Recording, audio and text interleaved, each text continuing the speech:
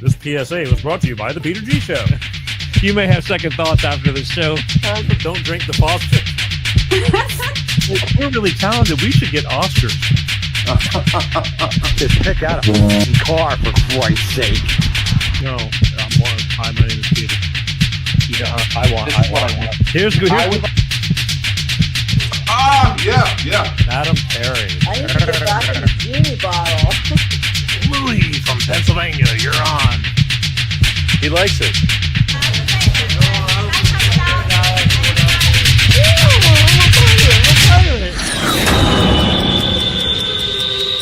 It's showtime.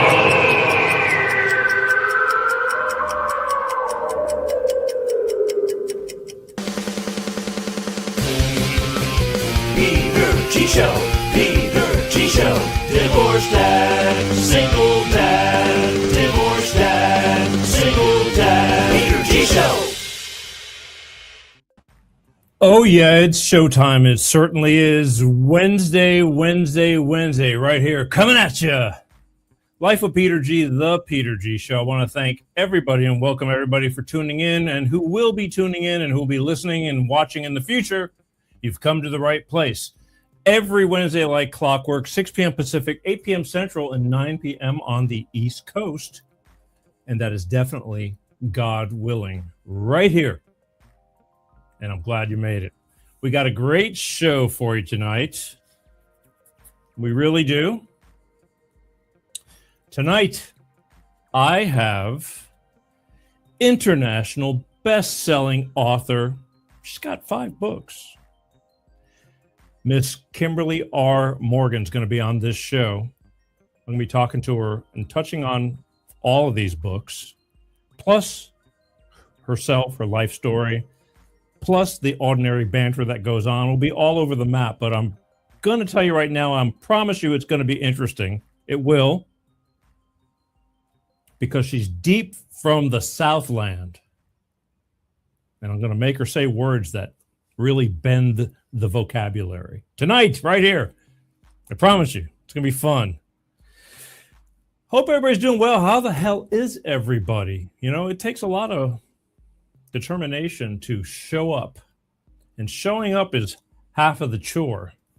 And when you do, I deeply appreciate it. Also, while we're at it tonight, I want to remind you, next week, like telling you at the beginning of the show and at the end of the show, just to throw it in there because I can, Wednesday, April 15th, right here on this show, as always, right here on this show, comedian and philosopher, Mr. Rodney Norman's going to be on the show. He's been on the show in the past, but what better time to bring him on the show to lighten up your spirits on income tax day? So he's going to be right here on this show, comedian and philosopher, because he has a philosophy about life in general.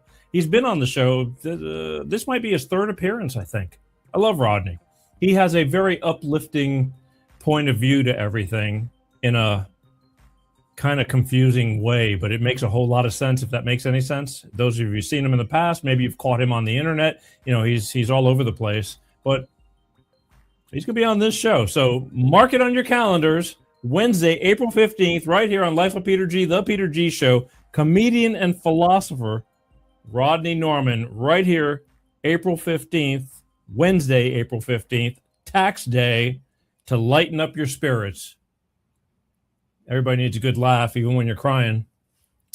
So stay tuned for that. I'm looking forward to it. I haven't spoken to him in quite a while, and it'd be good to catch up. So join me, will you? All right. I think I want to, what do I want to do? That's what I want to do. Before we get things going, I think, you know, especially if you've been tuning in lately, I've been starting out the shows with a little bit of spiritual enlightenment, you know, to see how your energy is going, how all of our energy is going in the universe, and what better way to start the show than with a little bit of astrological, you know, reading from Moon Mistress Tarot. So I'll be back in a minute. Let her tell us what's going on for this week in our lives, up in the universe, okay? Because we're all one. The one is all, the all is one. Take it away, Moon Mistress. Hello, my loves. Happy April, and welcome to the Fire of Aries. This month, my darling, mark your calendar, the 16th and the 17th. Planets are going to be joining in Aries, and it's going to bring a lot of fire. So if there's something that you're waiting for, the momentum for a spark, it's going to happen during those 2 days, my darlings. So set your intentions and watch the sparks fly. Woo! Speaking of sparks, Six of Swords means you are moving on. Exactly. Forward movement, my darlings, leaving something behind. It could also be a new business venture that wants to come through for you also. And you may definitely be walking away from something that is preventing you from reaching what you want, your desires, your dreams. Leave something that's not serving you anymore, my darlings. To find out how all of this is going to affect your sign, moonmistresstarot.com, my loves. And as always, enjoy your week. And back to you, Peter.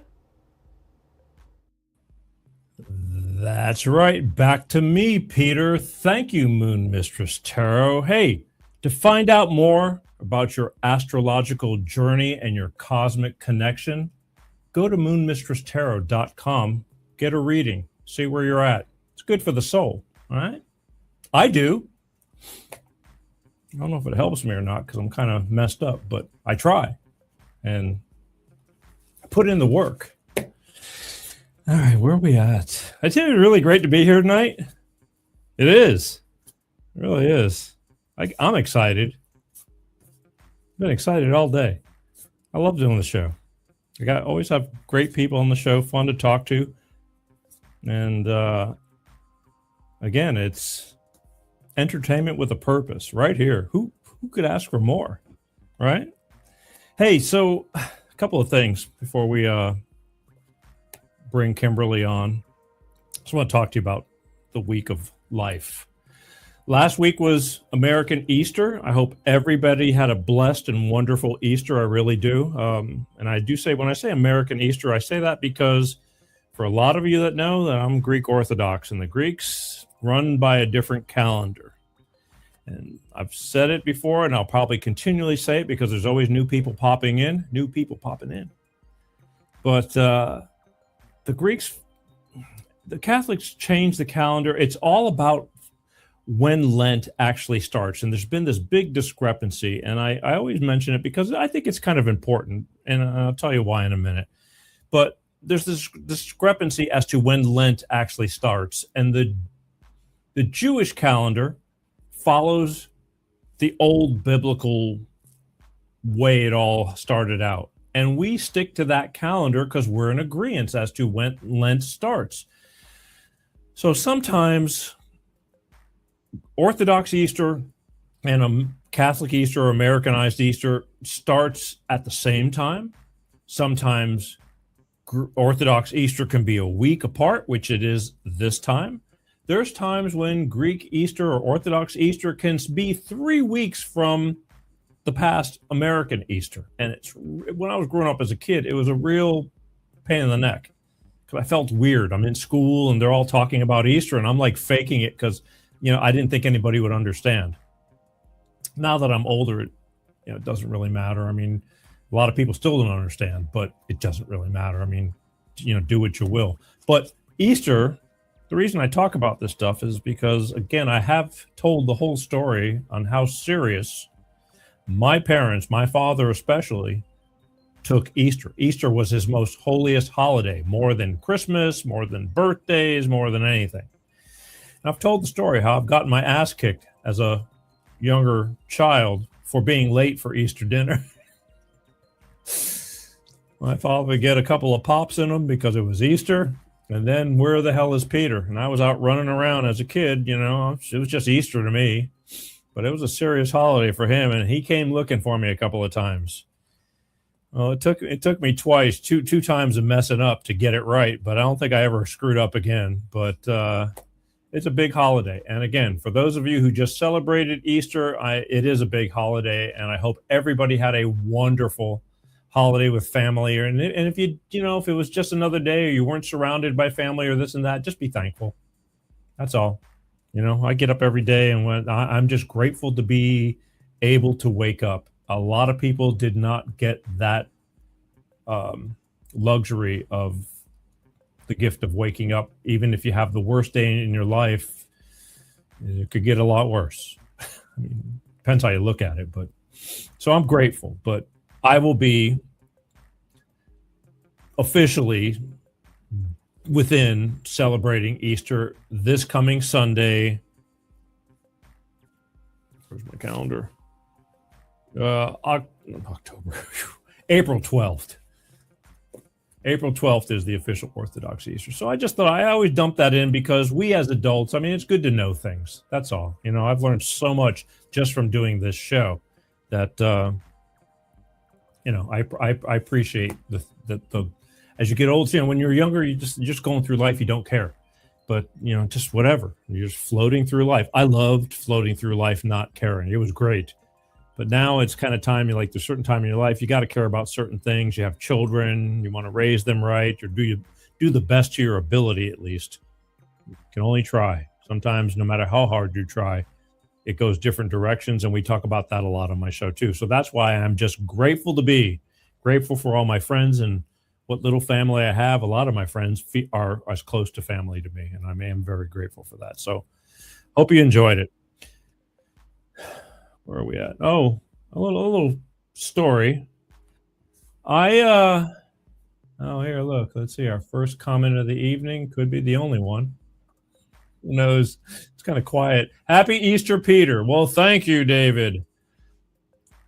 I can't say gobble, gobble, gobble. What does a bunny make? Hoppity, hoppity, hop? But you know, we have this discrepancy as to when Christ, you know, had risen, and he's already alive, and I'm kind of in a rock and a hard place here because I need him to like hold off for a few more days. Just chill out for a few more days, and you can rise again. Jalapeno, halitosis. How do you do that? It's a magic trick.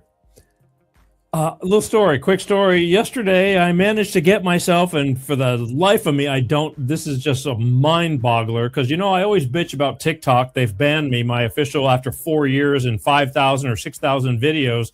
They banned my account because they're so horrible when it comes to stifling free speech. And I don't really do anything that radical, but their AI bots just have gotten it, and they took me out.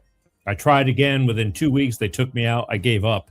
I have a pseudonym that I put a few clips on, but it's not the Peter G Show anymore on there. And I don't care. I've just, you know, since Larry Ellison bought TikTok, I bitched about that a few weeks ago. I'm just over it. They've made it worse. I think we had more freedom of speech when the Chinese owned it. So that's one thing.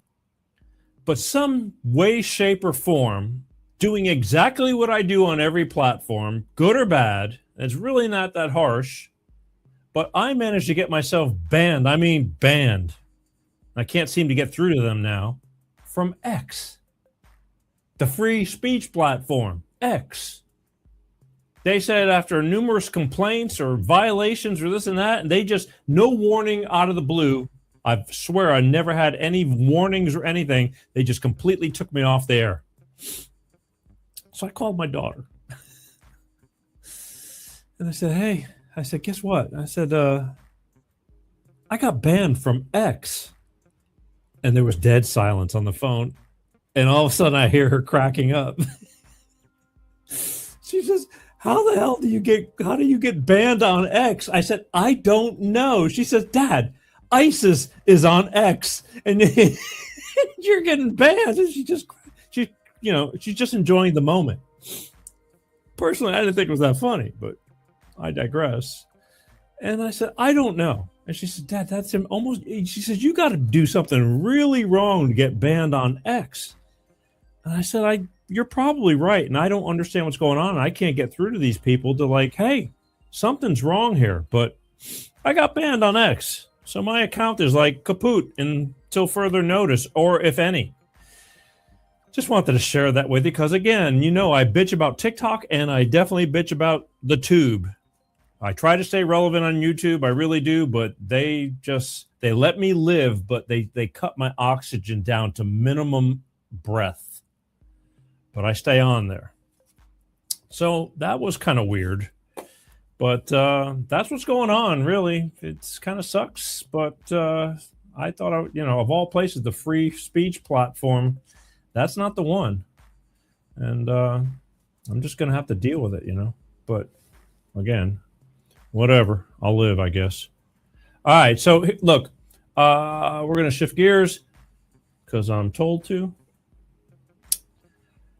We're going to be bringing on Miss Kimberly R. Morgan, international best-selling author, on this show in just a couple of minutes. First, we need to hear from my good friends over at Clean Start Product with their money-saving fuel additive, DX1 Driver, and then we're going to get to Kimberly and see what's going on, all right? I'll be right back. You just stay right there.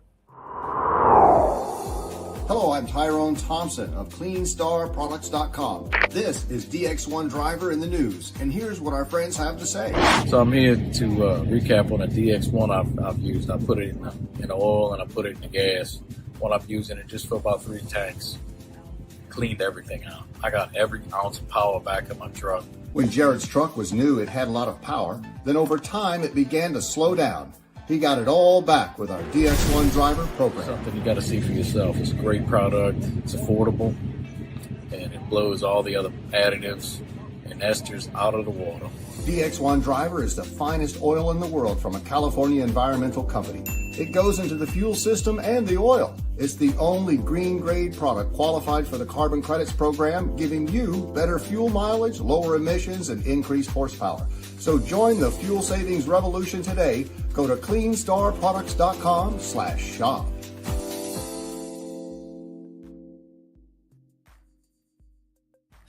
That's right, CleanStarProducts.com. I can tell you all about it in 2 words. It works. It really does. I use it myself. Wouldn't have believed it. It's a lot of snake oil out there, but he said, here, check this out. I did. I noticed the difference within about 3 to 4 tankfuls. It's very, very simple. It's packaged a little bit differently now, but I stick to this because it's right here in front of me. This little itty bitty bottle goes into your average 4-door sedan. It's really great on high mileage vehicles, especially. But you just pour one of these when you get a clean oil change. When you go to change your oil every 6,000 miles, whatever it is, you pour one of these or have the service attendant add this to the oil. It's only 4 ounces, whatever it is. And then when you go to fill up your tank from a near empty fuel tank, you pour one of these little bottles into the tank, fill up your tank with fuel, and drive. It's that simple. And then when you run out of fuel again, you take the second bottle and you put it in. Telling you, I noticed the difference. I drive a V8. It's a heavy vehicle. It's also got a lot of miles on it. It's a great vehicle, though. And notice the difference. My daughter even noticed the difference when she borrows it. And she says, I can tell. You don't have to put your foot in the gas. But don't. Why believe me? Don't believe me. Go to their website, www.cleanstarproducts. There's a phone number you can even call. They will talk to you in person. In fact, they really prefer you talk to them in person. They do. They like to answer your questions personally. It's just simple. I know nowadays in this modern age, nobody wants to pick up the phone. Everybody wants to click and do something. But they're kind of old school because they believe in the personal touch, They're people. You can relate to that, right? We've lost that charm.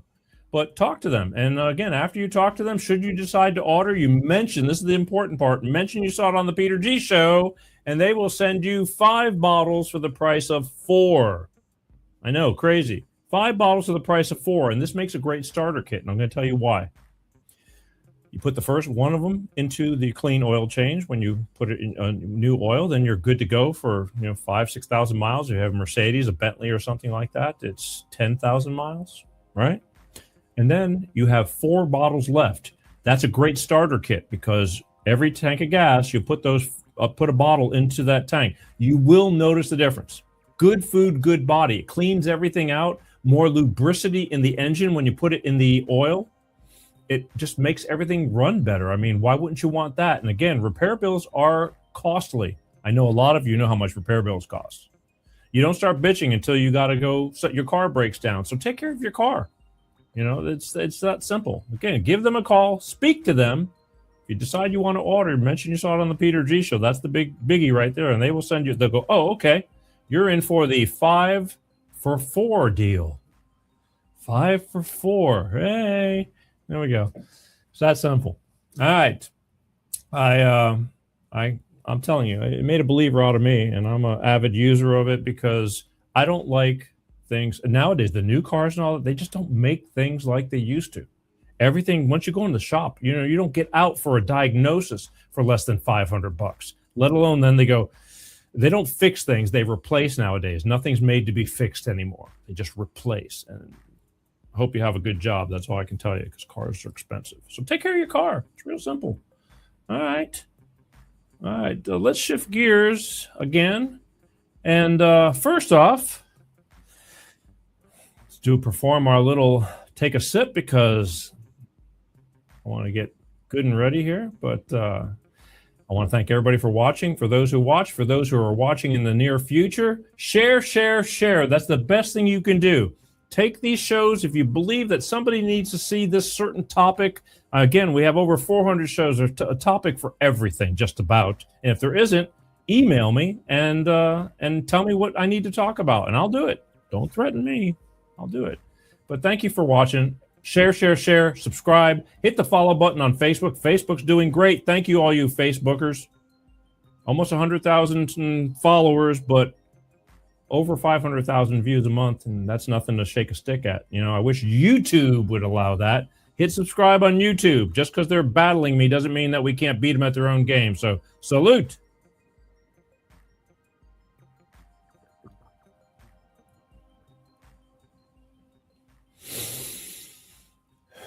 Smooth.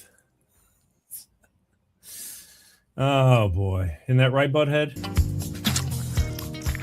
Smooth. Couldn't have said it better myself.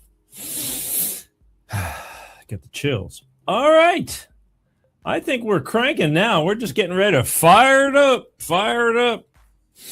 Heart starts beating a little bit faster, knowing that moment is about to approach right now.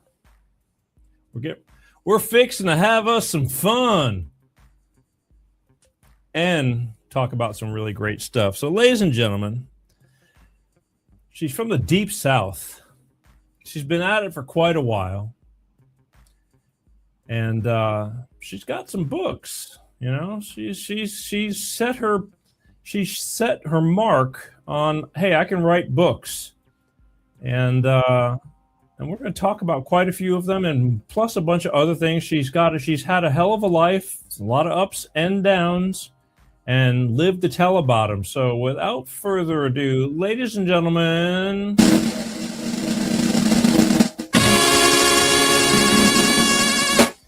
international best-selling author, Miss Kimberly R. Morgan. Hey, Peter G. Peter G. Peter G. How are you? I'm doing well, and how are you? I'm good. A little nervous, are you? A little bit, just a little. Well, we'll shake that off in a quick. Before you know it, you'll forget that you're even on the show. Like I told you earlier, don't mind us. It's just you, me, and 3 million of my closest friends just having a little chat. All right. Yeah, so it's all good. So I'm really glad that we've talked about this for months now, about getting you on the show, and you're finally here to get on the show. Why don't you do my audience a favor and take a quick minute and give everybody a brief synopsis on who you are and what you do and what you're doing, and then I'm going to be all over the map with you, but I'll try to stay on track. But tell them in your own words, what's going on with you and who you are. I started writing in 2012 after spending 7 years on the North Slope of Alaska. 2 of those years were spent in a remote Inupiat village of 300 people, and that's where the book Sands of the Midnight Suns came in. I tell people the book is 80% nonfiction. What you think possibly cannot be true in that book is actually true. It was quite a 2-year adventure. I never thought really about I wrote quite a bit in high school, but I used to write in my friends' birthday cards and things, and that they would be weeping. I'd try to write something sweet that they could remember. And my late husband would say, I don't care if you ever get published, just write. Just write something. So I started in Anchorage, Alaska, writing Sins of the Midnight Suns, and it did very well. Some of the guys told my husband, said, tell your wife don't write any more books about Alaska. Not only can I not vacation there, I most certainly can't work there anymore, because it is a tell-all book of what it's like to work in those remote villages. And I was surrounded by 150 men daily. So I got a lot of stories to tell. And as time progressed, my husband passed away in 2014. He had his first heart attack when we were married only 9 months. So from that progressed, writing the first 2 Capos Prayer books. I did those in 9 months. And family felt like I needed to get out of the house. And that's what started my medical career as a medical assistant. And this is kind of where I'm at today. And I moved to Florida in 2023. Very happy that I did. I love it here. Absolutely love it. Okay. Well, and I didn't. What I should have done is, like I said, you do have books. You got your Capos Prayer. You got 1, 2, 3. It's a trilogy, what you call it, right? And you wrote all three of these in 9 months. I wrote the first 2 in 9 months, and the last one, I think I finished it in 2023, right before I moved to Florida. I really had never planned on doing but one book. The first book is what became the international bestseller. I stayed in the first place for over 6 weeks on Amazon in the Italian market dramas, and I was exceptionally pleased with that. I really couldn't believe it. So everybody like, oh, you got to do another one. So I did the second one, and they're like, oh, you got to do a third one. And so finally I kind of ended that. And then the second book, Sands was my first, and then I did The Widow's Wishes, is basically for family and friends who knew Steve and what an incredible person he was. And that's more what that book is about. And then the Capos Prayer came about. Wow. I mean, so, okay, but I meant to ask you this, I forgot. So you got these 2, and they're kind of identical, but with different covers. I mean, they kind of have a lot in common. And then if you look at that second cover, you'll see there's a little scorpion on the hand coming down, which is very relevant in the book. Yeah, it's a little bit darker. There's a lot of surprises in the second book, and it did well also. The first 2 did incredibly well, and I'm very pleased. But when we got to the third book, like, this book is a 2/3 larger than what brought that on?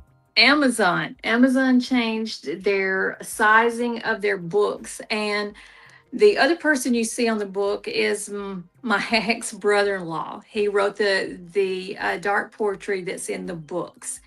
So because of his name, and they sized it different. So there I am. Okay, because I'm going.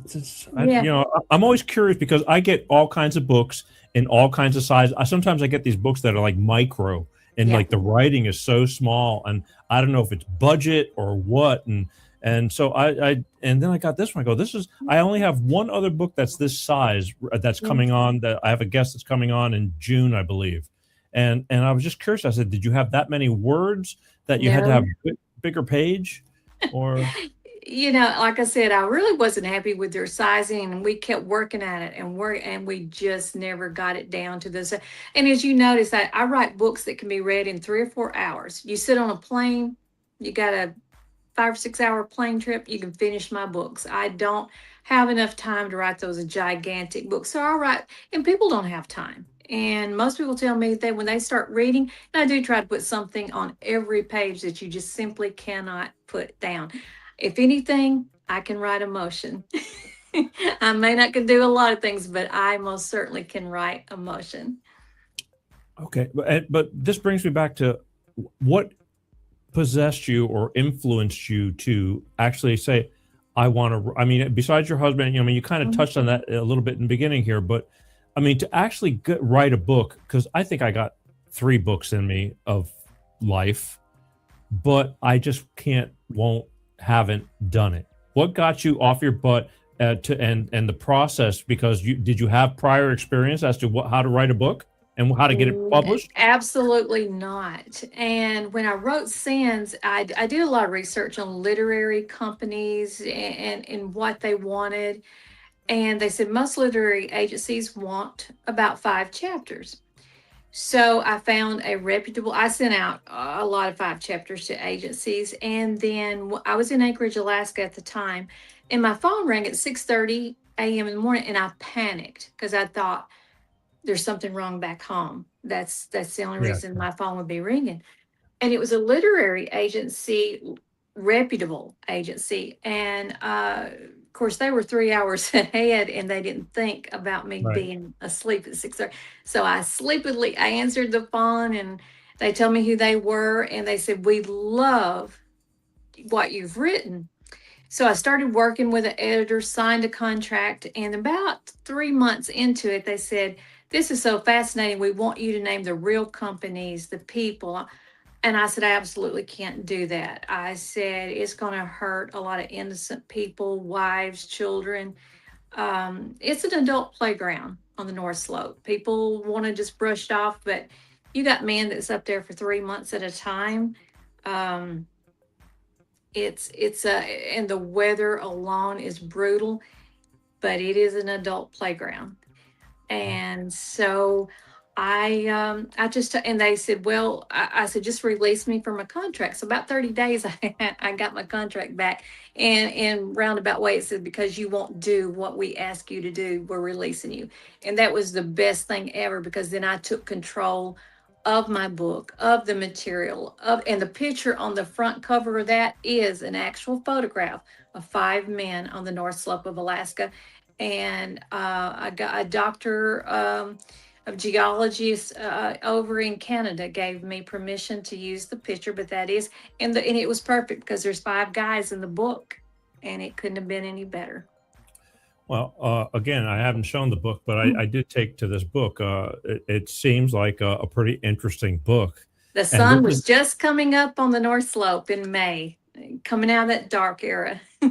and it seems to be your thickest book at that. There's more pages to the book. Yes, So that was a little longer. I get it. But you're saying it's an adult playground up there in the North Slope of Alaska. And I'm thinking there's hardly any people up there. I mean, are they banging Well, walls? you've got school teachers that come up from the lower 48. You've got people who work in the kitchens.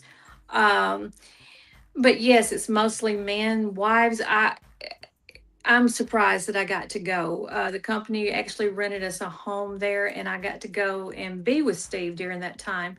But most of the men stay in a camp, and they call it like a hotel, but there's 2 men to each room. It's very small. They shower in community shower. I mean, it's not a glamorous life, but there's a lot that goes on. And in the book, I have most certainly detailed the seedy, dark side of what it's like to work on the North Slope of Alaska. And how did you witness or hear of all this shenanigans? I was in the middle of it. Like I said, I ate dinner every night with 150 men. Oh. And once they got acclimated to me, I can't say that they was really happy that I was there. They toned their behavior down until I became kind of a permanent fixture, because I was there 2 years. And I got to listening to them. Most of them were married.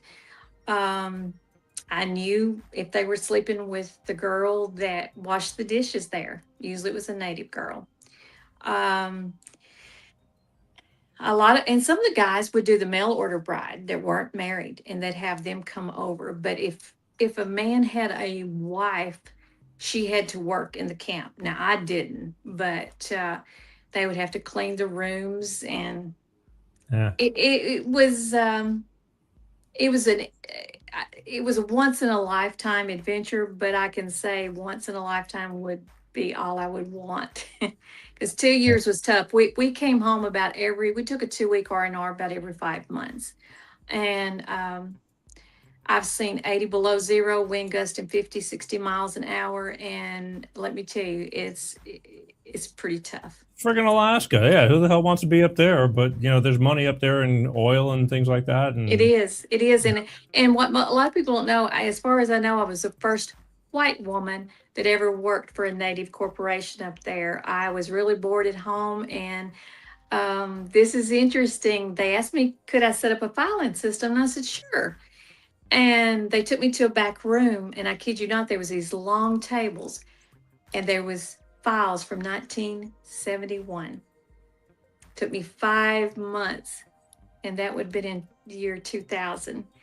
And I started their filing system for them. so this book that's specifically about your living in Alaska for 2 years, did you just write everything off the top of your head, or did you start taking notes? I wrote everything. It was very memorable. All right. Very. I just when I got to Anchorage after we left, we'd been off the slope for several years because I've been all over the state of Alaska, lived all over the state for 7 years. Yeah. So I just started writing. And the most unbelievable parts is what happens on the North Slope of Alaska. There's 7 villages up there. The companies were there to run water lines at that time. There was no water in the house.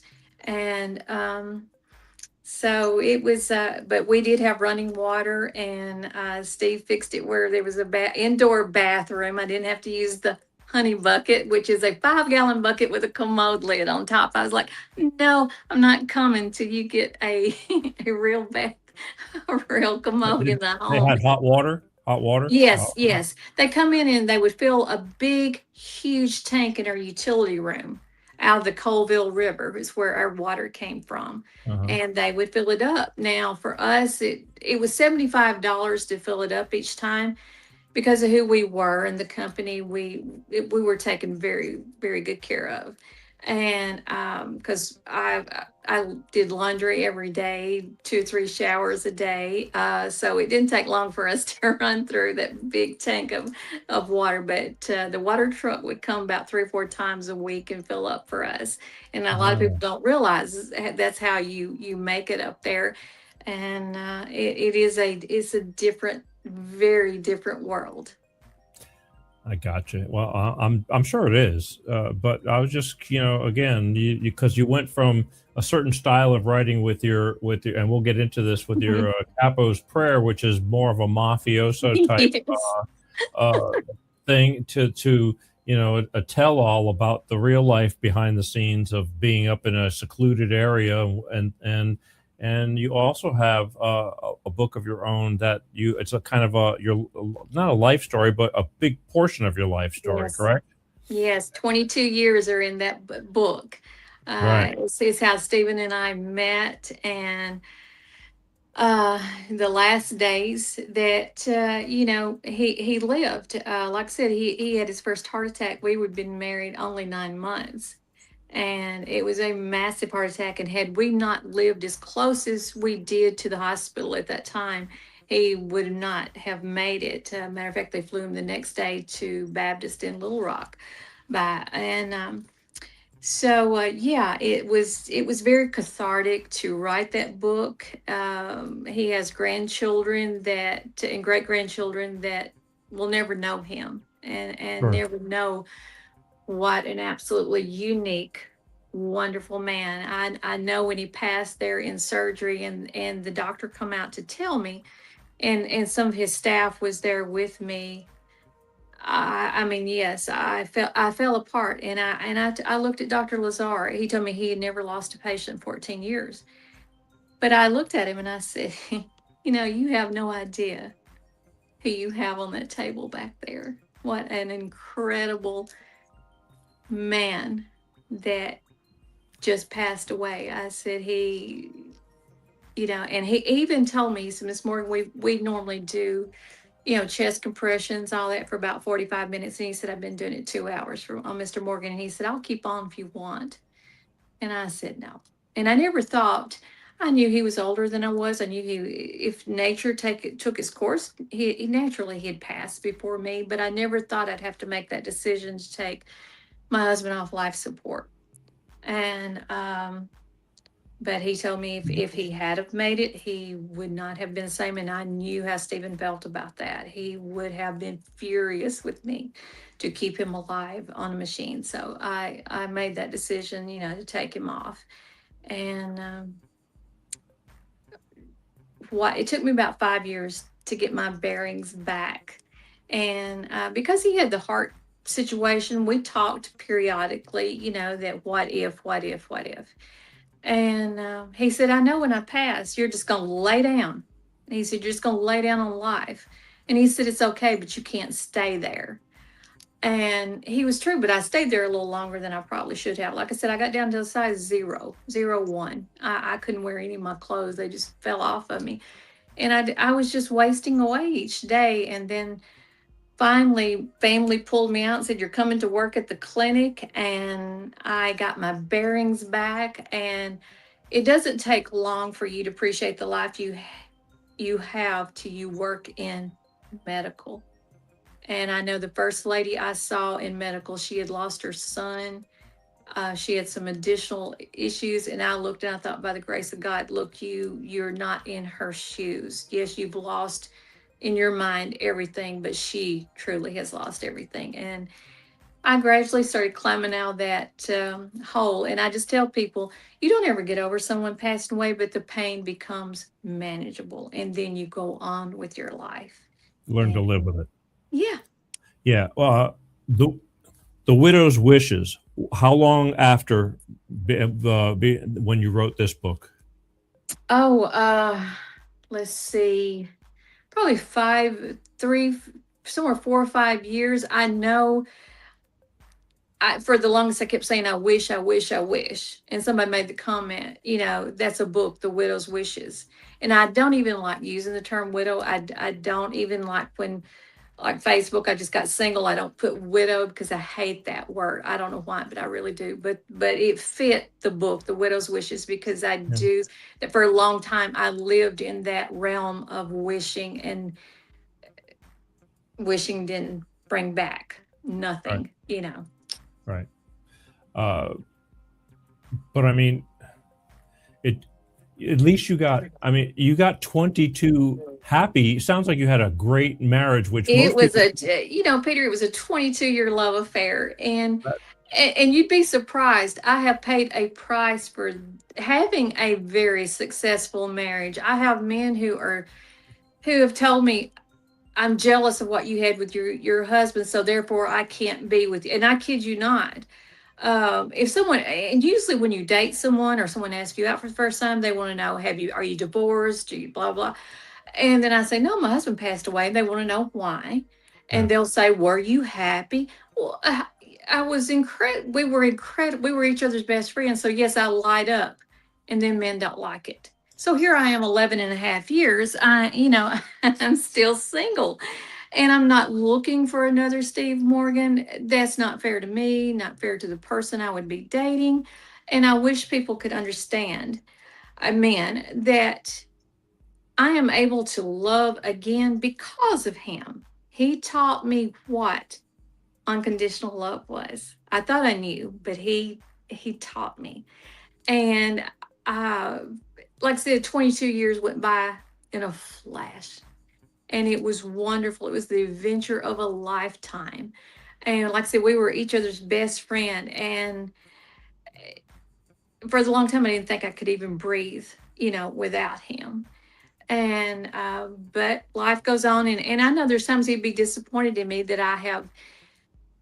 I've had it so hard getting beyond him, because that's not what he wanted. He wanted me to have a life and be happy, and I'm there now. Well, I'm glad for that. But I mean, that can destroy you. A lot of people, when they fall on to leaning on somebody or with somebody, and, it's like, what do I do now? And it's your own head that does the damage. I mean, obviously, but most people can't stay married 5 years, it just in this day and age. So even though you got cut off more than you should, you probably endured more as much happiness as some people that could ever wish they had, which is a big shoe to fill. But and that may be but that's the guy's problem if they can't see beyond that. Yeah. Unfortunately. Peter, as I get older and I age, and Stephen was the type of man, he wanted to die with no regrets. He taught me how to live life with no regrets. And I have most certainly trying to do that. And having said that, it's been a roller coaster. I didn't think I tell people I have survived what I thought would kill me. I didn't know it was going to be as hard being without him because we traveled. So yes, we had our work family, or he did, and I stayed home. Um, but we were all each other had. And at the end of the day, he worked. He got up, he left the house at 5:15 in the morning. He had a staff meeting he had at 6. Guys were out on the job at 7. He'd get home 6:30 or 7 at night. But one of my favorite memories is we would go to eat dinner, and we had a favorite Italian restaurant that we would go to. And it was rare that we got some time together, but we would go sit down at the high top bars in the restaurant there. And the waitress come by like, oh, what you want to drink? And we would place her drink order. And then when she gave her drink, she'd say, don't you want to order something? And Steve would say, I haven't seen her all day. Give me just about 20 minutes to talk to her. And this was after we'd been married 20 years, and I just would look across the table, and I would just think this, he was, even though my day wasn't just wonderful, I mean, because I was at home, but he'd always say, just give me 20 minutes to talk to her. I haven't seen her all day. So, and you have 3 kids too, right? No, I got one daughter, biological daughter of mine, and Steve has 2 daughters.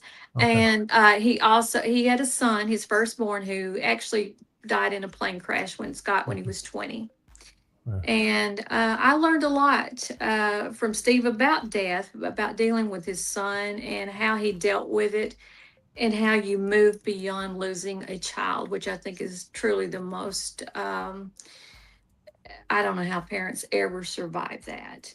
But he taught me a lot about death, and not to be afraid of it, and not be afraid to ask. I know a lot of people they'll ask about Steve and they go, oh, I don't want to make you sad. It makes me smile when somebody asks about him, because his life mattered. Just like my parents, they asked about parents. My parents' life mattered. I don't break up and cry because you ask about him. So, but with that many years, so even though he had 2 children prior, you must have been kind of good with them. I mean, were they good with you, and vice versa? Yeah, I mean, we were a little closer in age, I think, than they, especially. And then they were like, I don't mind saying, Stephen was 15 years older than I was, and it was never an issue, not ever. But a few days before he passed, he was in the hospital, and I normally would always call his children and say, your dad's sick. And he made me promise right then. He said, do not call the girls. And I said, why? He said, I'm going to be fine. They're working. They got this. They got the kids. Do not worry them with this. Had I even remotely thought that he wouldn't come out of that, it would have been, I would have went against his wishes. But he was very adamant. And sometimes I think now, looking back, there were so many signs. I think 2 weeks before he passed, I look back now and I think he knew the end was coming pretty soon. And even though he worked every day, he worked from the hospital bed 2 days before he passed. I think he thought he did not want his children there to see that and be a part of that. And I get it. And he loved his kids dearly, and he protected them a lot. Whether they agree with him or not about not coming, but he had several rounds through the years of being in the hospital. He spent 13 days once in the hospital. I spent 13 nights in a hospital bed with him, and he always pounced back. And I really thought the night that his heart went into that erratic rhythm that he would pounce back again, but it just didn't happen. I understand that when some people are certain types of people are sick, it's not sudden death, and then they beat it again, and it goes on for Mhm. 2 years or more. Yeah. You keep saying, well, he did it, don't worry, he's going to do it Yeah. again, and then Yeah. one day you don't, Yeah. and the I reality really hits, you Yeah, he know. went into surgery that morning at 9 o'clock, and I'll never forget. I just kept kissing him, and the doctor looked at me and said, "Miss Morgan, we got to go. This is really urgent that we get in surgery now." And he's like, "Baby, let me go fix me. I'll be back." And it was a 4-hour surgery. Yeah. And by 1 o'clock, he was still in surgery. And I can remember going into the bathroom there in the waiting area and just hitting my knees and begging God not to take him, because I knew when come I knew by then it was not going to be good. And they pronounced him that he passed at 6:37, but probably was more like 4:37, something like that. But and I made the doctor let me go in to the operating room, and he adamantly didn't want me to go. And I said, you look Yeah. back now, but emotion took over, and I thought I could talk him back. When I went in, the monitors were off in the operating room, everything, and he was gone. But for some reason, I thought I could. I begged him Yeah. not to leave me. No, I get it. I get it. Again, there comes a point in all of our lives when it's the end of the show, and there's no Yes. real. You can't really do it the way you want to do it. I mean, No. well, most people can't, but uh, hang Yeah, on a we second. thought we thought we'd be the Notebook. We'd lay.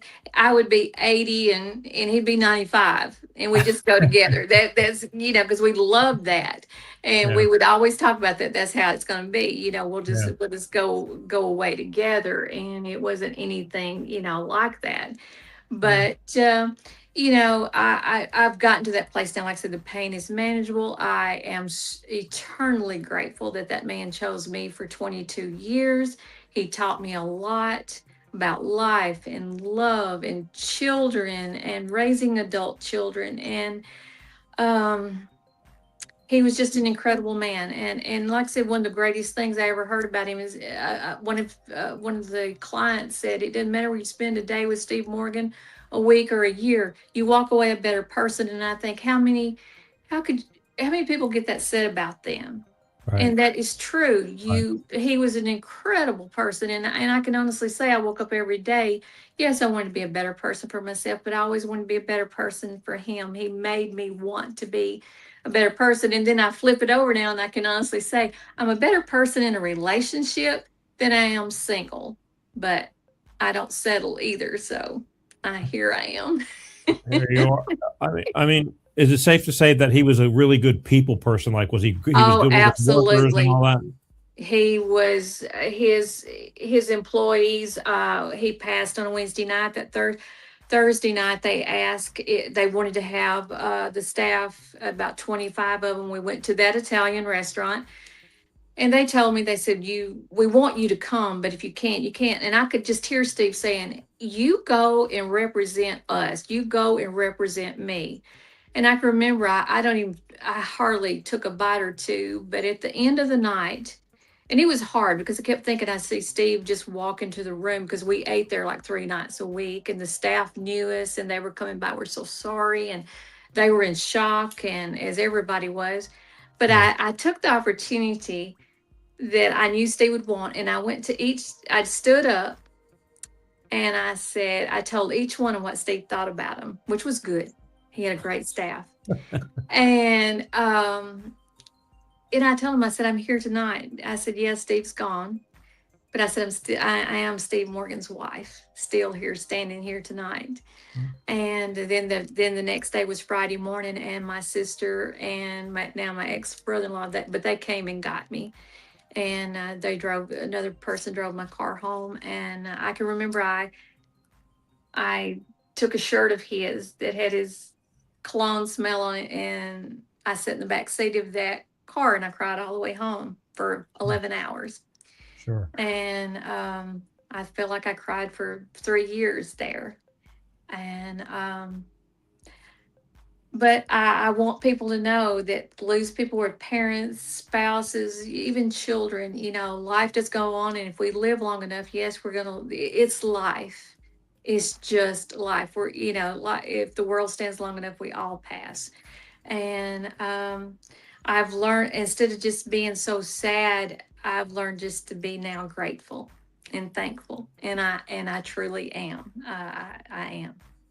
I get that. And again, I know that some people just have a better knack in dealing with people. Like I know, I used to say that because I have a very close friend when I used to play in a band many, many years ago with him.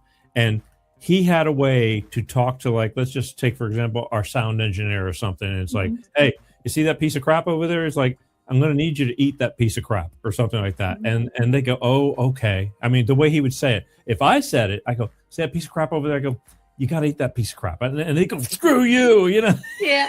I've actually seen Stephen like fire people, and they would shake his hand. They'd say, "Mr. Morgan, I hope on the next job I can work for you again." And he'd say, "Hey, maybe we will." And shake it, Right, right. it just never ended badly. And he was such a good boss. I Yeah, mean, I don't think anyone would dispute that at all. yeah. And he had a knack for for making money. If the job bid it at X amount of dollars, he's going to bring it 25-30% over what the bid was. He was just, and he loved pipelining. He came from a pipelining family, and he Uh-huh. loved what he did. And I can remember when we got married, he said, Kimberly, he said, when I work, and when I play, but I work 90% of the time. So I knew what I was getting into. I knew I was marrying into a type A personality, more stubborn than any man I've ever met. And, but what an adventure we had. I get this book, The Widow's Wishes, while you were writing this book, were you on any of the other 3 books or 4 books? Or was No, each one no, start I and wrote finish? Sins, and then I wrote that one. And so that had been about 2015, because the capo started in 2016. The trilogy I started writing then. So the Widow's Wishes have to be, it's amazing how fast life goes by. I have to look at the years. I get to thinking, then when I get to thinking about what did I write and when did I start. So the Widow's Wishes have to be 2015. And I actually meant to do a part 2 to the Widow's Wishes about dating life after someone passes. And I will never forget, as I started dating, and my daughter looked at me, and she'd been single, long married, and then divorced and single. And she said, Mom, you're going to have a lot to learn. And boy, I've never heard a more truer statement. It's different when you get older. It's a different approach. Times have changed. It's a big combination. Hang on a second. Let's just do a little station break here. Kimberly is awesome. I'm getting the vibe of that. Kimberly is awesome. That's Brennan Huff. Must be what you got, a fan club, I guess. I don't know, Mr. Brennan, but thank you, Brennan. There you go. And then I got MCF Senior Shalom Shamatus Christosanasti. Oh, look, he's giving me the Christ has risen in Greek and a Shalom at the same time. So it's like, he's an avid follower, and but the Shamatus, I know what that means. He's making fun of me.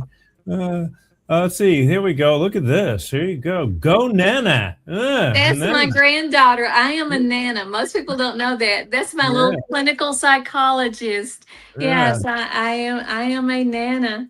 Yeah, there you go. Well, Nana's kind of Italian, isn't it, for a Nana? I don't know. I just remember when I found out my daughter was expecting, and I said, I don't want to be Granny. That's a great grandmother name. I said, well, I'll just be a Nana. Look at that! Look at that! Now they're coming rolling in. Everybody's getting the drift here. That's right. We like the comments. I appreciate. Now that's my daughter. Oh, right there. Hell of a lady you have That's there. my daughter. That's my little wild child right The there, Miss wild Jessie. child. Oh. My late husband gave her the nickname the Jessicator, like the Terminator. She was the Jessicator.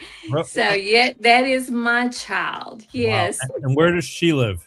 She lives just outside of Tupelo, Mississippi, about 16 miles outside of Tupelo there. Tupelo. Well, yes. I'll be done. Birthplace of Elvis. I know. Well. Sorry. Wow. And she likes it up there, I take it?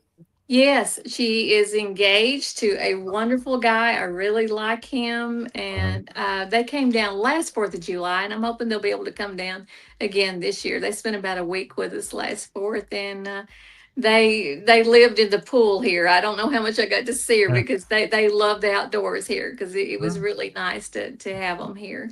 Sure. It's like, hey, Aubrey, I'm interviewing your nana. Well, again, it's life. I know, nobody's got the. I don't think anybody has the perfect life, but when you get a good piece of it that you're completely happy, because I got to tell you, since doing this show, I've met and talked to a lot, and being in entertainment most of my life anyway. I talked to a lot of people.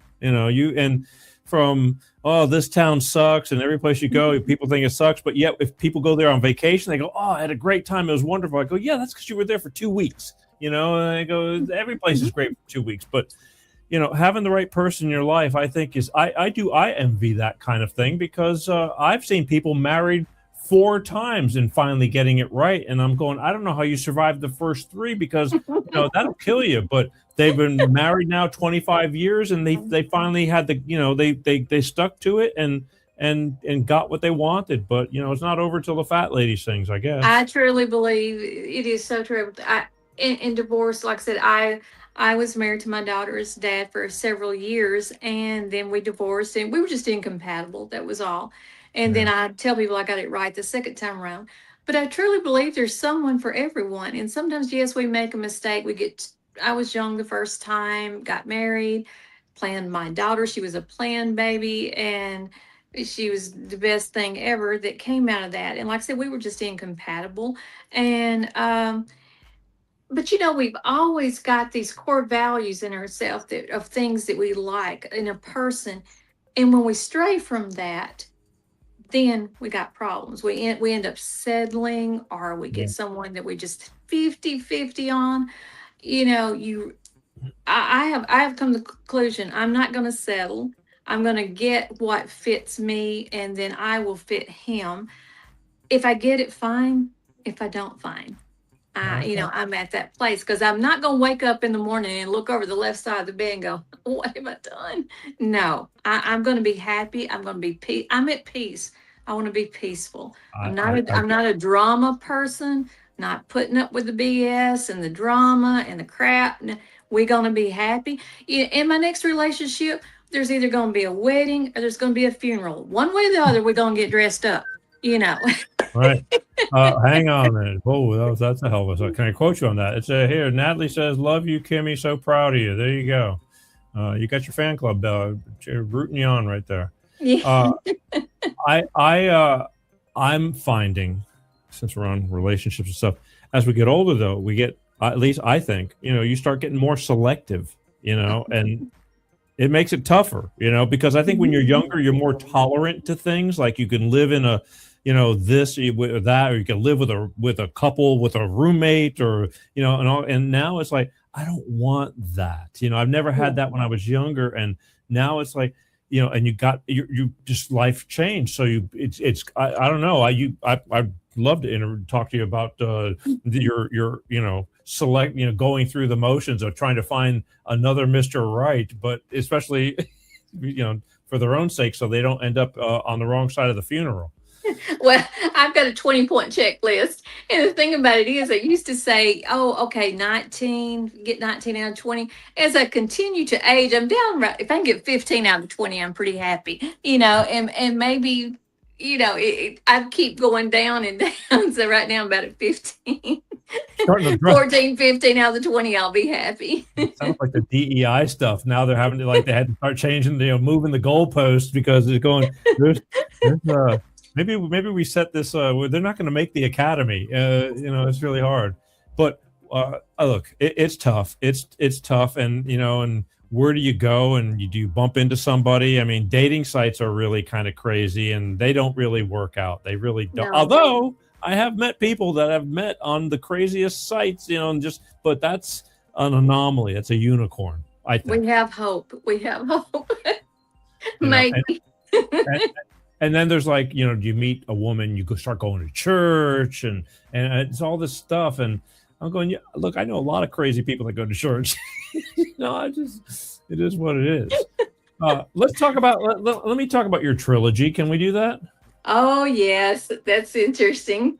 Well, I do, because you got 3 books and you made a trilogy, and you also told me that, you got a screenplay in your head for this whole thing, right? Yes, I am writing. I'm about halfway finished laying out a new book, but I'm feeling that I really need to at least write the screenplay for the first book. Mafia material does well. The fact that the Mafia books did well, and I tried to do a different take. It's not like The Godfather and some of the other ones. I tried to not get into that realm of just being another Godfather, whatever. And I love the Godfather movies, by the way. Mhm. And I think what really piqued my interest first is we were in Indiana, and we were in this Italian restaurant early one afternoon, about 4 o'clock. And we were sitting in the bar area, wasn't hardly anybody in there.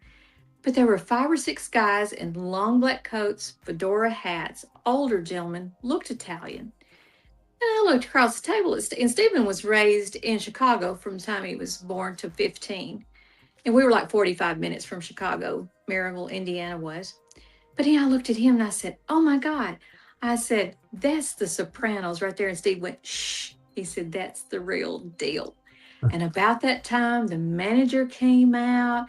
It looked like they didn't pay for their drinks. It was snowing outside. They kind of put their hats on, the ones that had them off, and then they pulled their coats and scarves together and they walked out. And I just got really intrigued with the whole mafia thing. And then I had a Facebook person that started. Stephen had already passed away, and that because I didn't start any of the mafia books till after he was gone, and started inboxing me at night, as it reads in the first Capo's prayer. It appeared that he was mafia, but he did not have a Facebook page with his real name. And he started feeding me all this information, and from that I created the trilogy. Get out of here. How did he find you? And what was the link that said, like, I want to talk about mafia stuff? And then it's like, oh, great, because I just happened to He found me through Facebook, and he had a Facebook page, and he started texting me. It'd be like 7 o'clock in Italy a.m. and it'd be like 12 something at night for me. And I wasn't sleeping well back then. It was like 2016. I still wasn't sleeping that good. And he just started talking to me. And as you start reading in the book, I never saw what he looked like. He could have been sitting in the basement of his family's house, but he had his mafia knowledge down pat.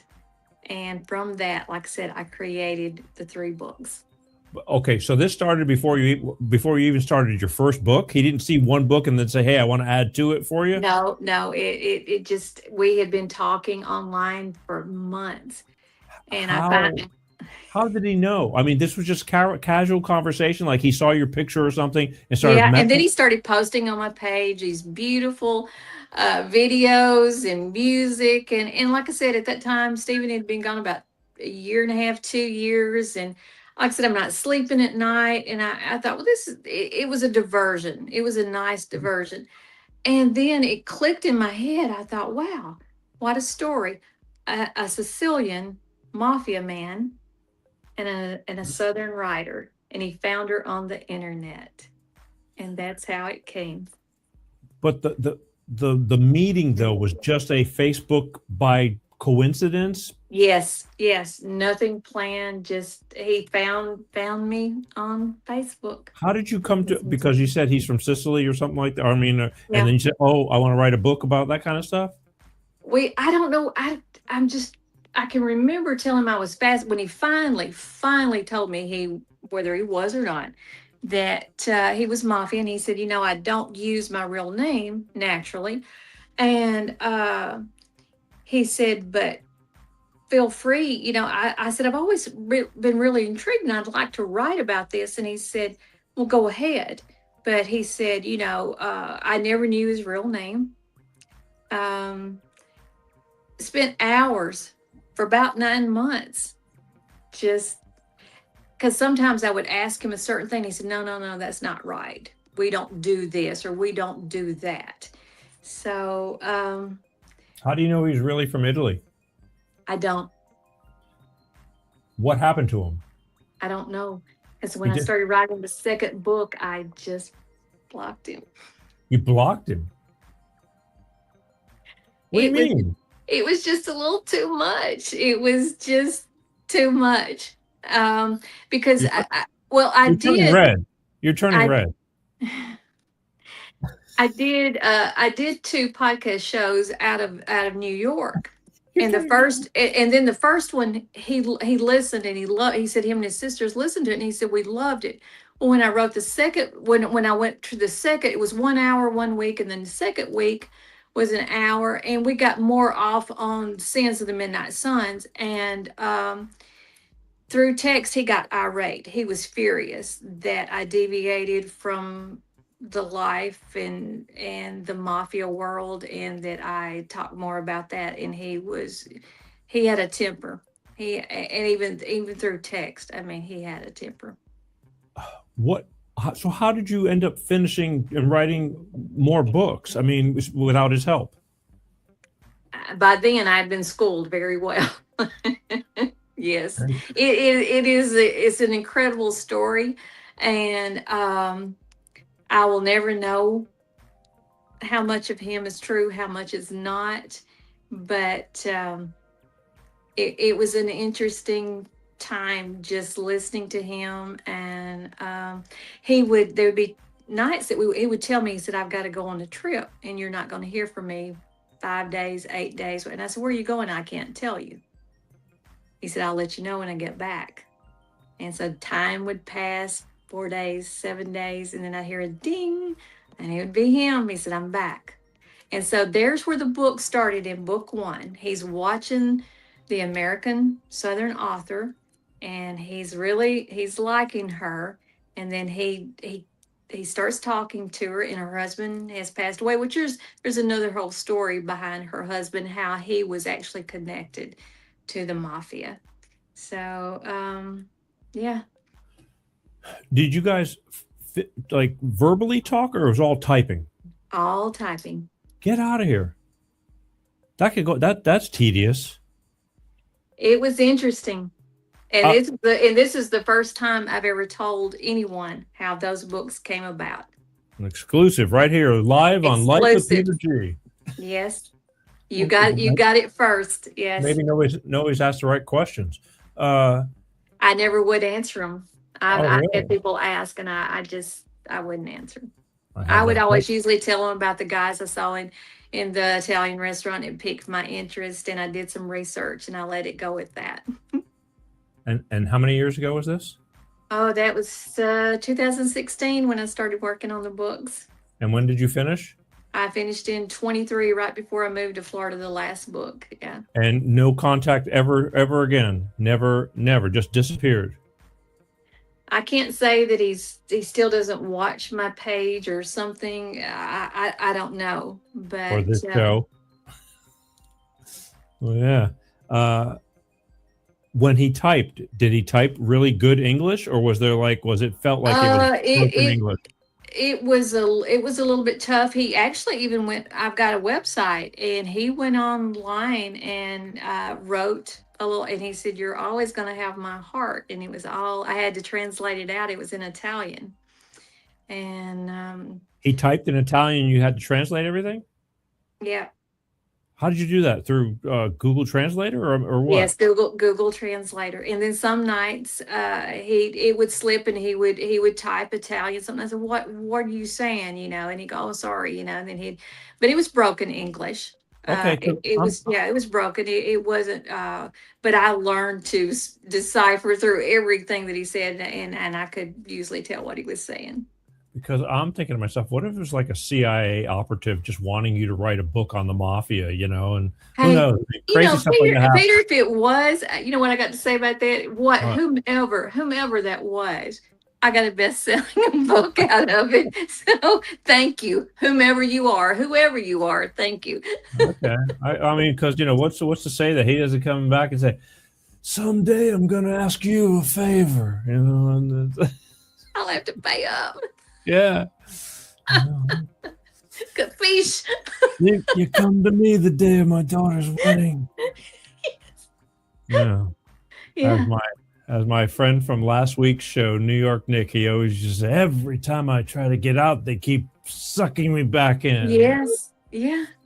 And that's what that's what that person told me. He said, this is not the life I wanted, but once you're born into it, you just simply cannot get out of it, and he said, this is not what I wanted for myself in my life. And but he said, it is what it is. And he said, I don't like the things that I do, but like I said, it was however I ended up with what I ended up. Like I said, I ended up with 3 great books, What- and I When you hope. I mean, you make a great series. Netflix, listen up. Oh, so let's go back. Let's go back to that, the screenplay thing, because okay, let's say you had a bestseller, and what happened to the company that called you at like 7 o'clock in the morning?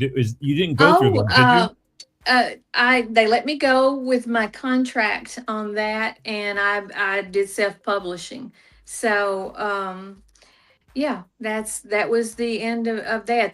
They did autobiography, like biographies of like Britney Spears and the football players. That was their and they really liked the realm of knowing who and people were in the companies, and I just couldn't do it. My husband would have lost his job. Okay, that was for Yeah. the Sons of the Midnight Sun Yeah, stuff. Okay, there was no way I could do the tell-all book on that. but And there was people, like I said, there's children back home, there's wives who had no idea what their husbands were doing up there, and I was not going to do that. So I wrote a book. That company had nothing to do later on down the line with like No. Okay. Because I'm thinking, like, if the book did really well, what the hell was wrong with them? How come they didn't like take you to the next? They go, we got this. We're launching you on this and that, because that's No. I have never submitted anything to another literary agent. I do everything myself. How did you learn that? To do it myself? Yeah, because I mean, some people, that could be a big mental block right there. They're going, it's like, what do you mean you're gonna publish a book by yourself? Who's gonna care to even pick it up? You do your research, you do your homework, and there's actually a list of credible agencies. But once I dealt with that one in New York, I learned that I like to stay in control of my work.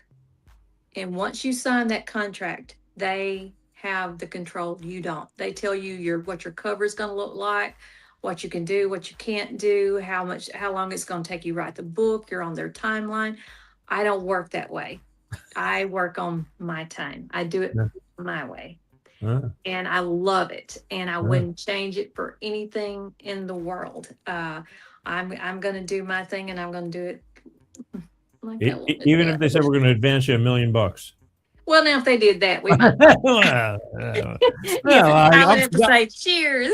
I didn't say I'm not flexible, but I can work with that. I could work with that. Yeah, I'm willing to bend a little. Yeah, just a little bit. Yeah. Well, hang on a minute. You just got me. I mean, you're making me thirsty. Yes. Cheers. Salute. Yep. So, all right. So you took it upon yourself and you did that, and now you said you're working on something new now. Yeah, I'm working.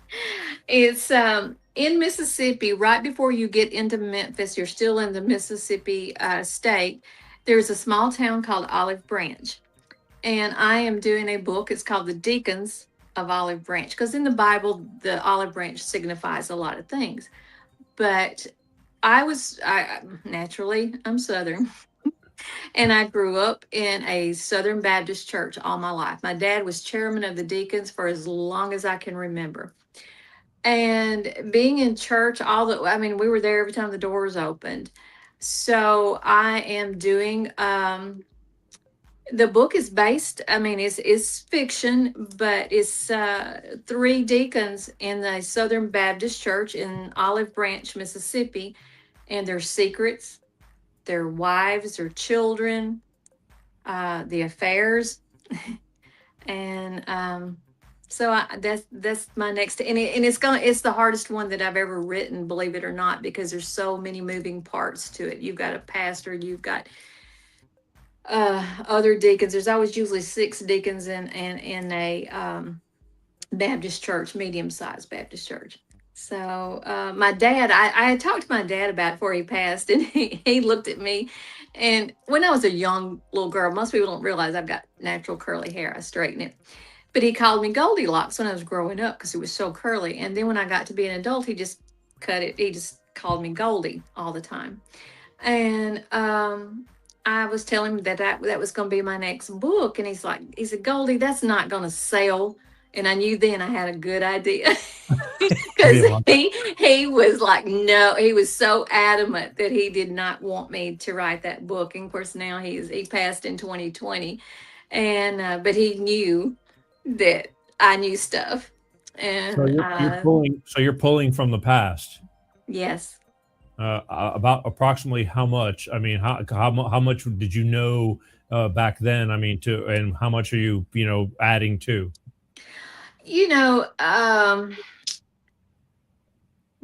deacons' meetings that they would have once a month, the rule is that the deacons don't come home and tell their wives, children, anything. You don't discuss what goes on in a deacons' meeting. It's very, very quiet.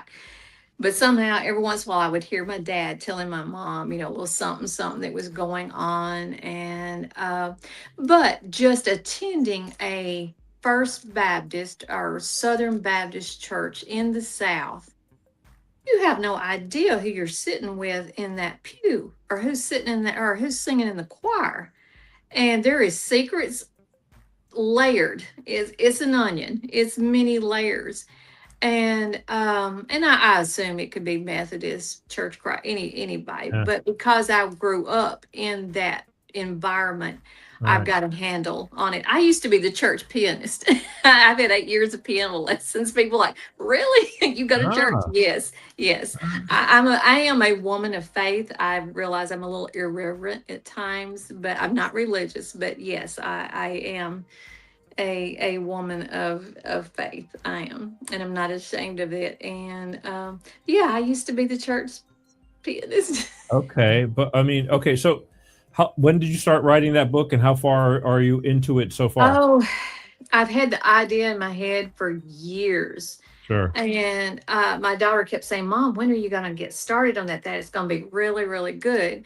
So since I've been here in Florida for 2 years, I've tried to do, like I said, I lay my books out and then I go back over and then I call it the coloring in. I make adjustments. I put the emotion in. So I've been about halfway through laying it out. And, but because I work urgent care about 25, 30 hours a week, my mind is just gone by the time I get home. So, and if it's rainy and I'm home, I'll write. But if it's sunny and nice, I'm going to be at the pool. All right. Well, we're into April here, so it will be rainy. It's coming. It's just a matter of time. So you might be able to get a month in. So how far are you into it now? I would say percentage wise, I would probably say about 60% finished.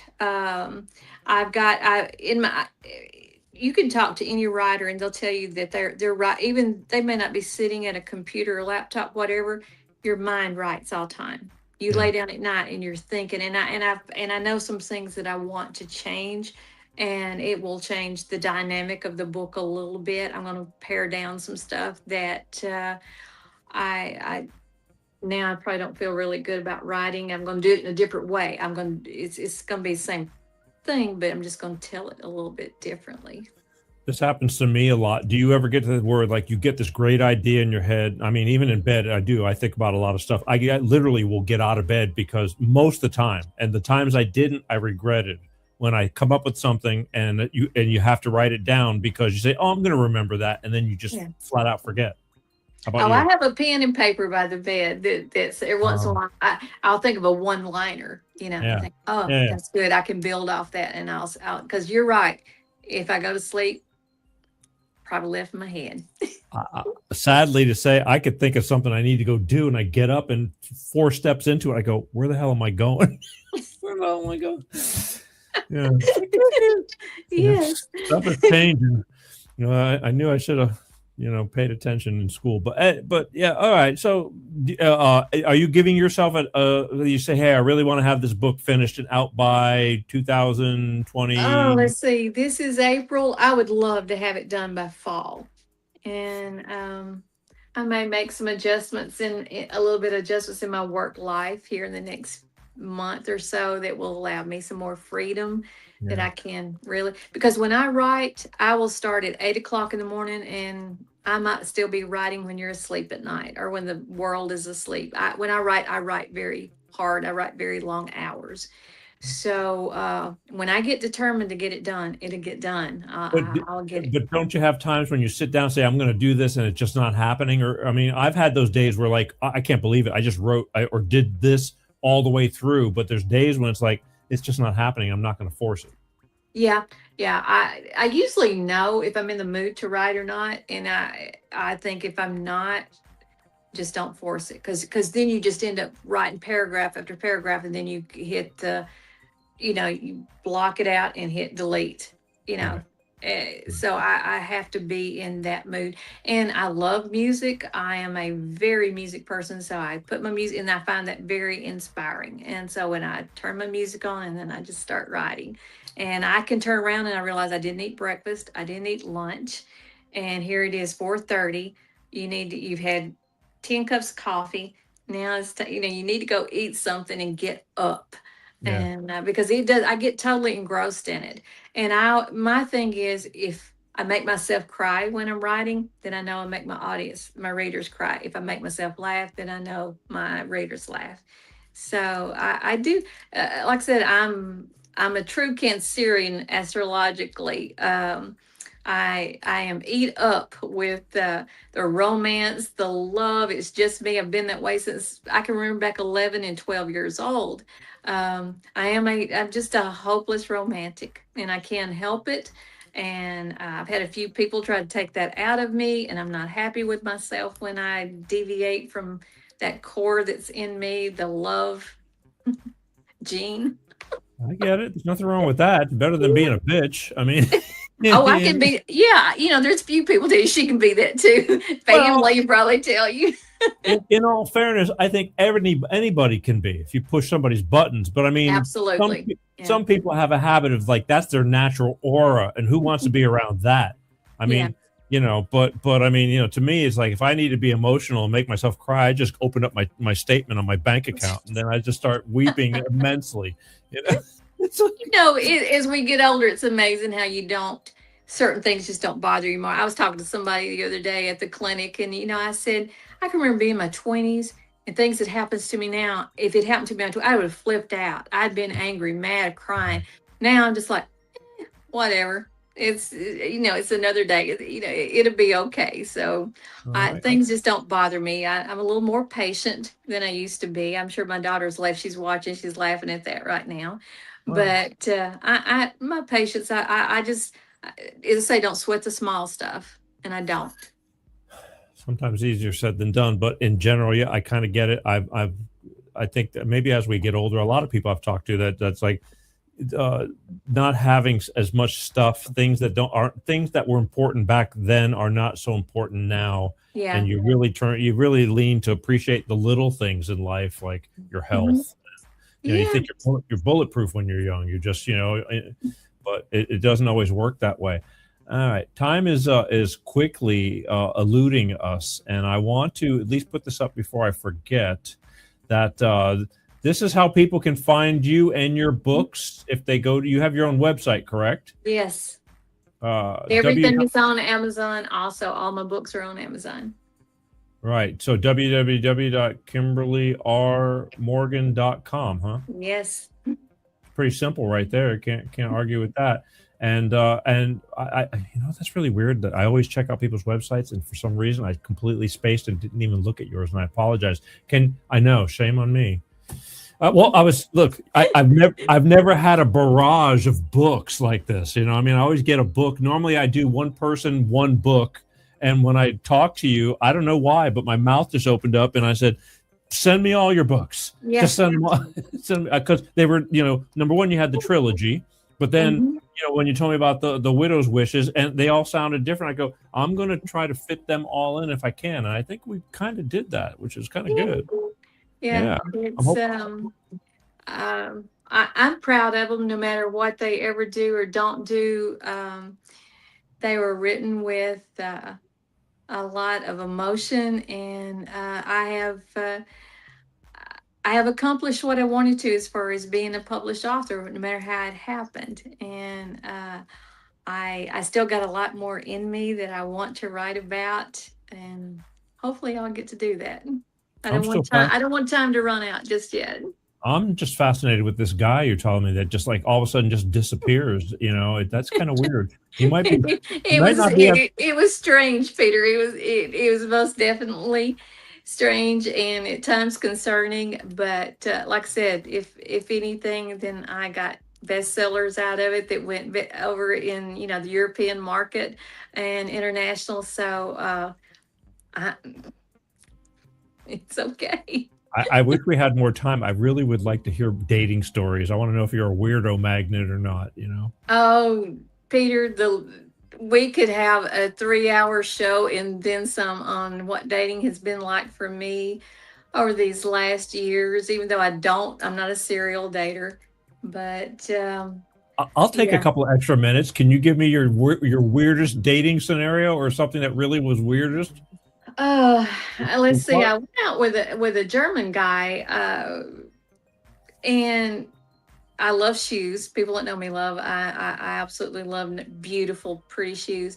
And we were sitting in a restaurant. We're sitting across from each other, and I had my legs kind of crossed. And he reached down under the table and he took my shoe off, and he started giving me a foot massage in the restaurant.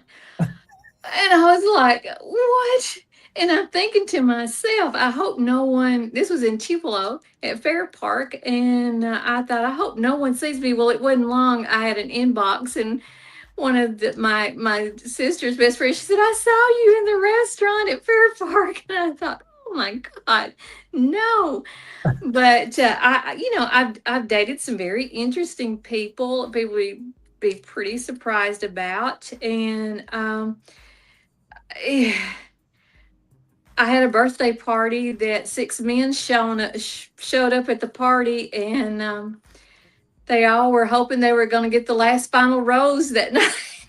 It was the battle of the bands thing. It was like, yeah, duke it out. You should have a duke out. It's like I had a cowboy there, entrepreneur, and a guy that drove 7 hours. Only to drive back home. I mean, I think he thought it was going to happen, but it didn't, and I haven't heard from him since. Thank goodness. But what a night that was! Because I had been home for my birthday in years, and Stephen had passed, so my daughter put out on Facebook, "Hey, we're going to celebrate Mom's birthday at the Blue Canoe," and the Blue Canoe. Hey. The Blue Canoe.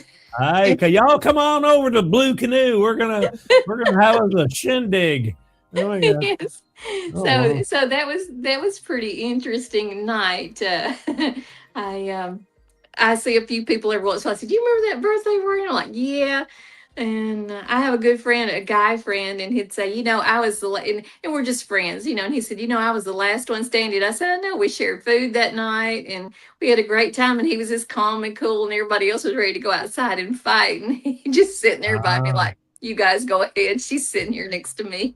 That's the German guy. Was he wearing lederhosen? No, that was the first time I'd ever had any interaction with a German person. And he had a great car. He had a Porsche. It was nice. And but for whatever reason, that just we stayed in contact a little bit after that.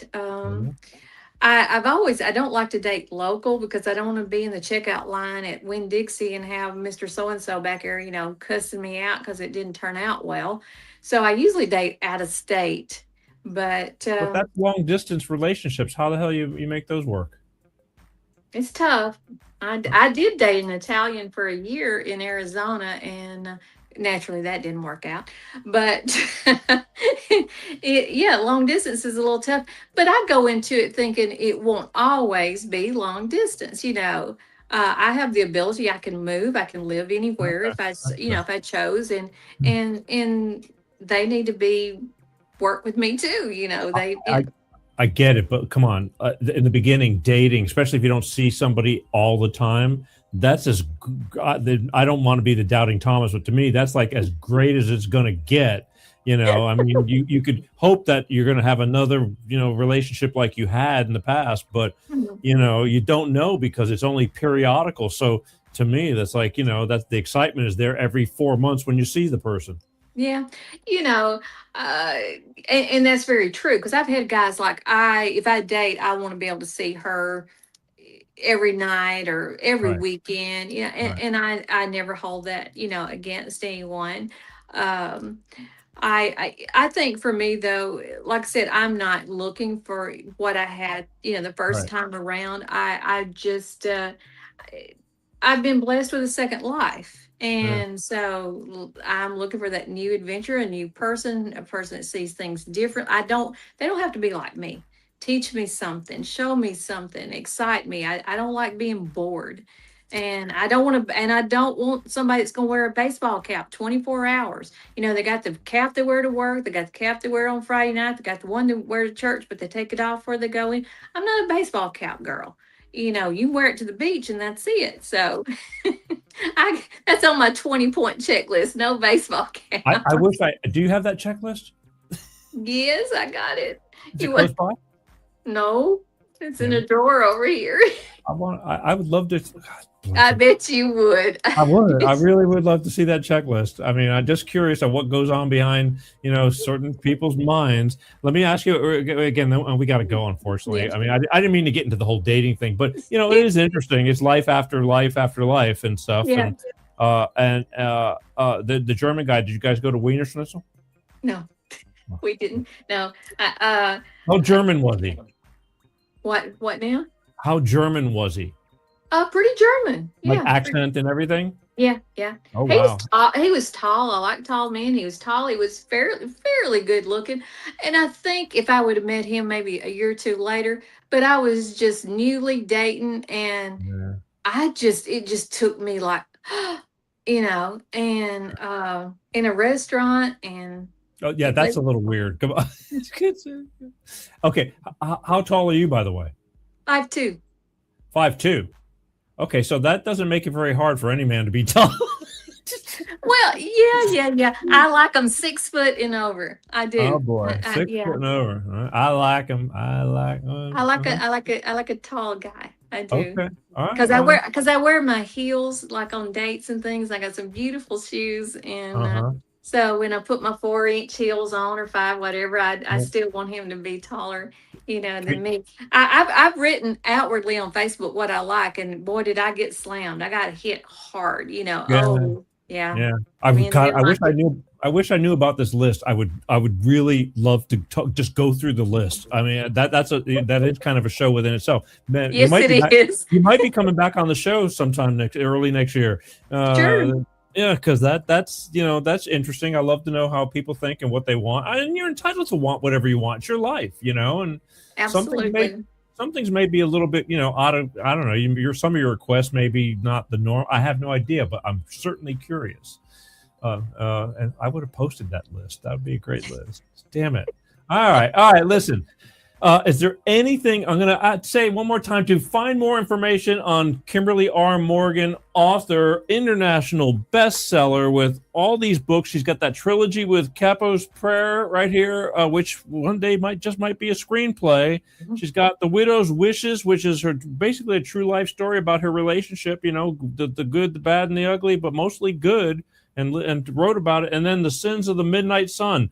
Living on the north, what do you call that? The north slope of Alaska, above the Arctic Circle. Yeah, what goes on over there beyond anybody, like anybody ever thinks about Alaska? But yeah, there's a lot of goings on over there. A lot of happening. All right, do me one favor, say sweet tea. Sweet tea. You want some sweet tea? You want some sweet tea, Peter? Sugar. Or you want some unsweetened tea? There you go. Anything you'd like to leave my audience, and obviously you got a fan club watching too, or all the people for the future? Is there anything, if you could say anything that would kind of put that icing on the cake of who you are and what's going on with your life and what you feel is the most important, what would you say? I think whatever someone's going through in life, no matter what it is, never, ever give up on a dream. If you give up on hope and dreams, you might as well be 6 foot under. I don't care what age you are. Keep dreaming, keep hoping, keep working at it, and don't let the world deter you from your goals that you want, from the life that you want. Don't listen to society. If you do, you're going to be miserable. Let your heart tell you what you should be doing sometimes. Don't get all wrapped up in what society's going to say. Who gives a flip? Yeah. Who gives a flip? You just go out and drink the sweet tea. Go have some sweet tea. Extra sweet. Right, Enjoy life. Just enjoy life. All right. Speaking of extra sweet, I want to thank you for taking the time to be on the show. Thank you for having me. This has been fun. It has been fun. You're a plethora of information, a little bit more than I even thought I was going to get. Oh, you have no idea. We just scratched. Well, then I guess we might as well. We'll have you a book for early next year on the other side of you. Okay.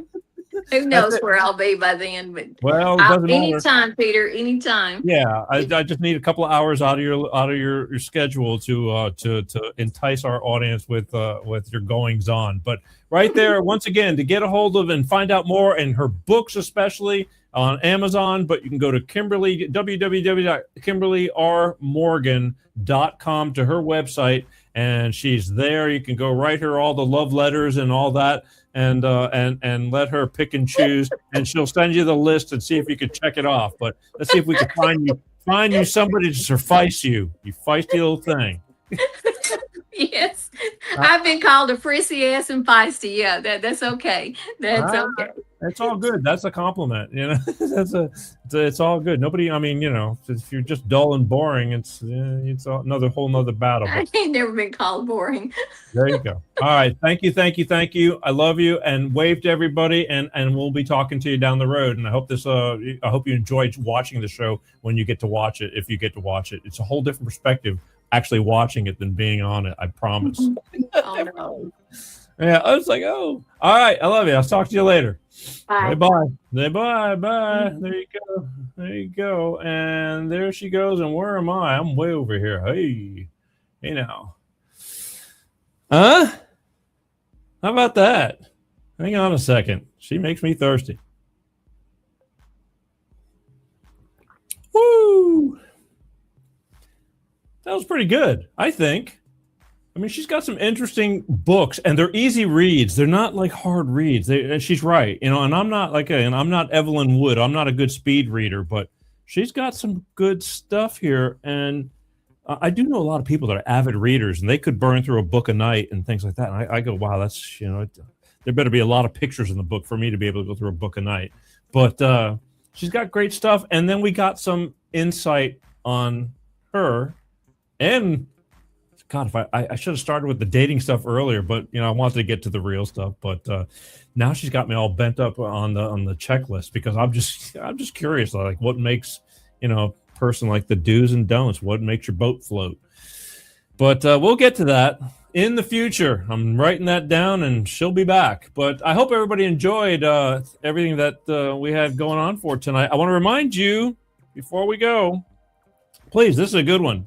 Next week, I want to remind you, Wednesday, April 15th, right here, comedian and philosopher is going to be on this show, Mr. Rodney Norman. It's going to be on this show.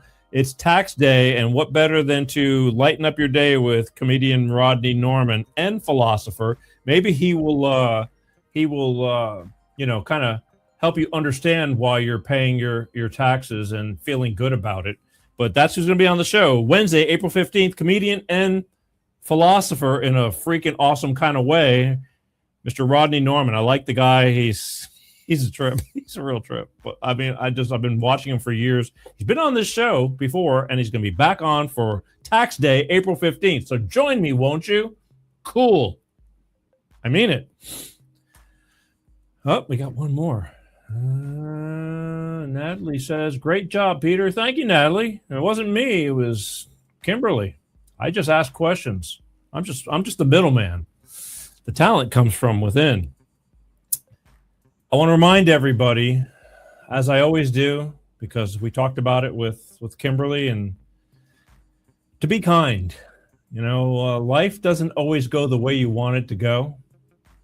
And especially, you know, we're going through some really weird times right now. They've got us all up against each other over political ideas and just life in general. And we're scratching and clawing to survive. And, you know, things can get kind of gnarly and we lose our minds. And don't let that happen. Life is too damn short. You don't have to be an ass, but you don't have to take a bunch of crap from people either. There's a middle of the road there. I think the basic thing that I've been learning, especially since my divorce many years ago now, but it's not an easy habit to break, but take a second and think before you speak sometime. It'll save you a lot of grief.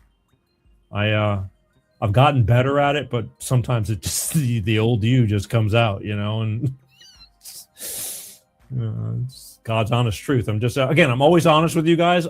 That's just what we get here. We get whatever comes out. So be kind. All right. It's that important. Sometimes, you know, you may say something that won't give you a second chance. So please do your best. And that's it. I'll see you guys next week right here on Life with Peter G, The Peter G Show. Please, please, please, I remind you, if you liked what you saw, to share these shows with people, okay? And make sure that you that you hit the like and follow buttons. And if you're on, you know, even if you're, because this show will disappear 30 days from now. Facebook will not keep the live shows on catalog like they used to, because I guess they take up too much space. But on YouTube, so far they haven't run me off yet. And if you go and hit the subscribe button, then you can go back. There's over 400 shows with so many different topics. I'm talking about everything from, you know, children being abused to alcoholism to this and that. We got quite a collection and some professional people that talk about these things, as well as me telling you things that I've experienced in life that I think is, you know, has a little bit of worth to it. So please, just go and check it out and hit the subscribe button. That's all I ask for you. If you enjoy the shows, go and follow, and that way you can get to the shows whenever you want. And during the week, there's some short clips and all that kind of stuff. But I love you guys for paying attention. I realize it takes a lot of time out of your life to do this. And don't forget, if you're busy and you're on the road, all these shows go to audio podcast. You put an earbud in your ear while you're driving. You just Google Peter G Show podcast, and you can listen to the shows. I'm a visual person. I love visual.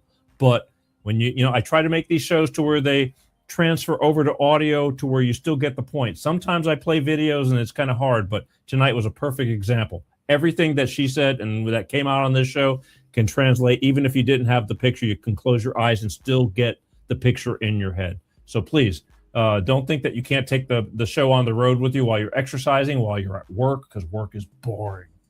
All right. You can listen to the shows and just make believe like you're working and paying attention to work, but you're really listening to the Peter G Show. Thanks, Peter G. Anyway, that's it. My name is Peter G. I was getting ready to go, and then I remembered I needed to tell you that because I constantly get reminded. But thank you for watching Life of Peter G. Every Wednesday, like clockwork, 6 p.m. Pacific, 8 p.m. Central, and 9 p.m. on the East Coast. More than anything, God willing, because again, we're not promised every day, as you know. All right? I love you guys. I truly do. Even when you give me hell, I still love you. I understand. I get it. We all have bad days. But for right now, all I can say is what I say every week. I love you guys, and peace out. Peter G Show, Peter G Show, divorced dad, single dad, divorced dad, single dad, Peter G Show.